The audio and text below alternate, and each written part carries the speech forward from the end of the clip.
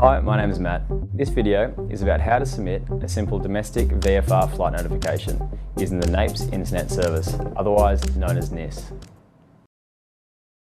Firstly, a message on security and NIS password requirements. Regularly changing your NIS password protects our air traffic control system from unauthorized intrusion and maintains security from cyber threats. NIS passwords expire every 180 days and accounts are closed or deleted if not used for 365 days. You may change your password at any time or when prompted should your password have expired. Follow the prompts and a new password will be sent to your email address within minutes. Now to flight notification. A full list of how to format flight notifications when using NIS can be found in the AIP En Route 1.10. It is an easy to read guide and has an explanation of each field of information contained in the flight notification. Once logged in, select Flight Notification from the side menu, and to start a new flight notification, click ICAO, International Civil Aviation Organization Format Plan.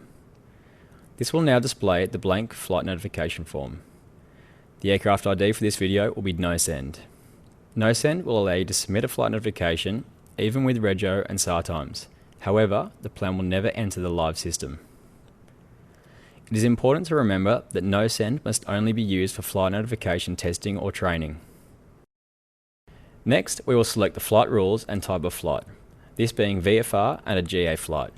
If you are unsure of what the options mean, you can hover the cursor over the field for a detailed explanation at any time.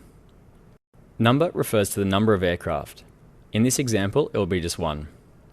Aircraft type must be the ICAO designator, which if you are unsure of your aircraft, you can search for in ICAO Doc 8643, Aircraft Type Designators, which you can access via the Documents and Download section. Wake turbulence category for this aircraft is light. The Navcom equipment field contains a list of codes referring to a particular equipment. Clicking the icon here will display the full list. This aircraft contains the standard package, being VHF, VOR and ILS, so selecting Sierra will signal this. The pilot must be rated on the equipment specified. Surveillance is the type of transponder fitted to the aircraft. In this example, we will select Mode C. Our departure aerodrome will be the Gold Coast. If you are unsure of the correct code, click this icon. Type the name of the location and any relevant location codes will be displayed. Your date of flight can be selected using the calendar. Be sure to select the correct UTC date. As with many morning flights, the UTC date will actually be the date before the current local date. EOBT, estimated off-blocks time, is nominated again in UTC, 0245. Speed in knots is formatted as the first letter, N for November, then 4 digits for the speed. If the speed is below 1000 knots, use the zeros at the beginning. For example, 100 knots would be November 0100, or 90 knots would be November 0090. Altitudes are entered with an A, followed by 3 numbers in 100-foot increments. For example, 1500 feet would be Alpha 015.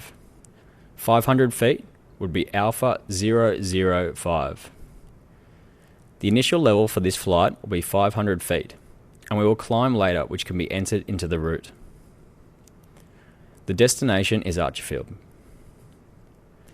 Total elapsed en route time is the total time the aircraft is in the air, including any delays for airwork. This is entered as an hour, minute. Our flight today will take 60 minutes, which is 0100. An alternate will not be required for this flight. The first significant point in the tracking will be Q1, followed by Porpoise Point. At Porpoise Point, I intend to initiate a climb to 2,500 feet. At any time that the speed or level changes, both speed and level are required. We are not altering the cruise speed, so it will again be 100 knots, and then Alpha 025 for the new level.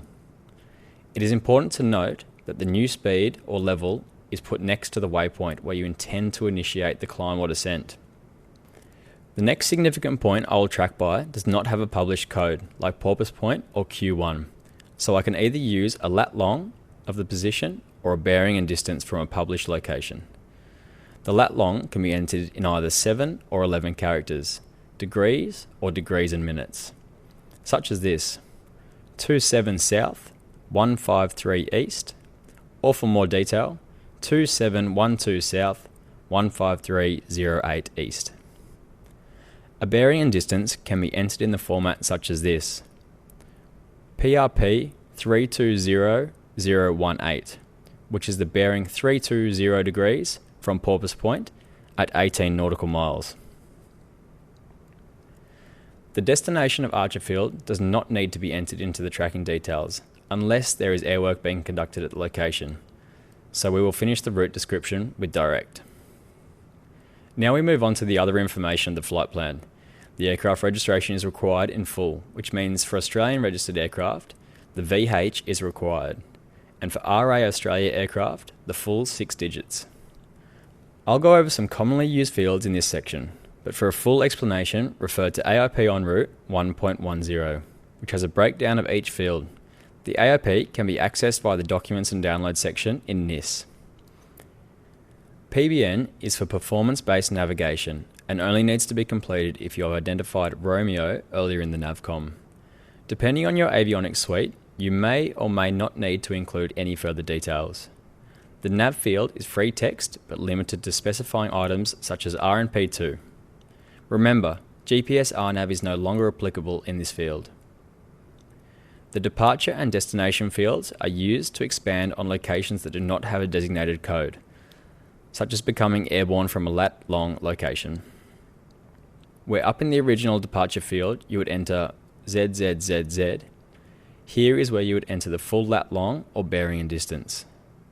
Where possible, we recommend providing the name of the location further down in remark field. The DLE field is quite important and should be used more often by pilots as it provides details of your intentions not shown in the route fields. This is the area where you enter any en route delays in your flight. For example, circuits at the aerodrome, photography, survey work, or practice approaches. To signal a 20-minute delay at Porpoise Point, it will be entered as PRP 0020. For a 2-hour delay at the location, it would be PRP 0200. It is important to note also that any point you enter in the DLE field must be in your tracking details. So if it happens to be in your departure or destination, make sure you enter it in the tracking. Again, entering a short comment in the remarks to explain the delays advised, such as PRP aerial photography or NDB approach. SAR time and pilot details are straightforward.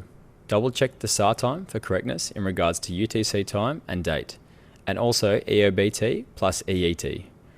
The phone number should be able to be contacted at any point once submitting the flight notification. If submitting a SAR time, AIP en route 1.10 states you should repeat your contact number in the originator field. Lastly, complete the supplementary details, which are very straightforward. This is now a complete single-stage VFR plan.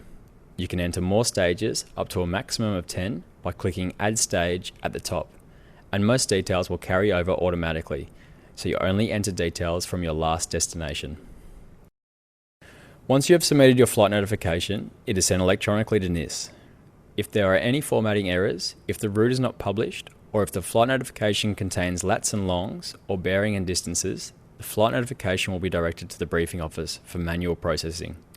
Please submit flight notifications at least 30 minutes in advance to avoid any delays. NIS will send you a copy of the information you submitted. Remember to check that the details match those you intended to enter.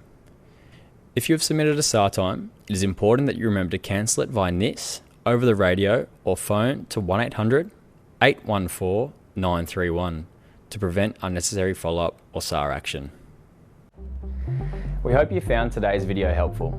Further information can be obtained from the NAIPS Internet Service User Manual, which is located in the Documents and Download section. If you have any questions, please call the briefing office on 1-800-805-150. If you have any feedback or would like to see an educational package on a certain topic, please fill out the Contact Us form, which is located on the Air Services website under Contact Us.